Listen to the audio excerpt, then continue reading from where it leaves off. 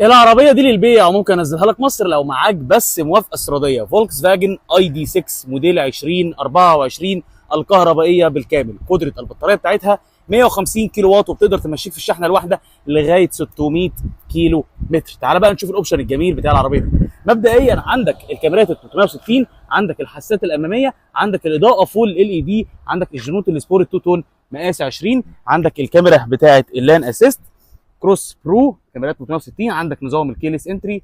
الازاز الجانبي والخلفي للعربيه بيكونوا فاميه وادي. شكل العربيه من ورا كروس اي دي 6. الناس اللي بتحب السبع كراسي. شنطه العربيه كهرباء. تعال نشوف الداخليه بتاعتها من جوه عامله ازاي.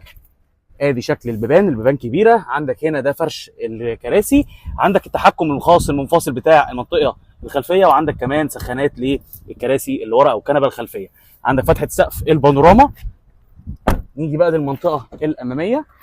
عندك هنا التحكم بتاع الازاز والمرايات. الكراسي الاماميه كهرباء وفيها داعم القطنيه والمساج مدعومه بميموري. ده التحكم في الاضاءه. وعندك شاشه العداد الديجيتال. عندك هنا مثبت السرعه وادي شكل الطاره. وهنا الشاشه الوسطيه الكبيره مع الكاميرات 360 وتسخين الكراسي الاماميه. منطقه الشحن الوايرلس وادي كمان المفتاح بتاعها. طيب العربيه دي هجيبها لك لحد المينا بكام؟ مبدئيا انا عندي اللون الازرق الكحلي واللون الابيض.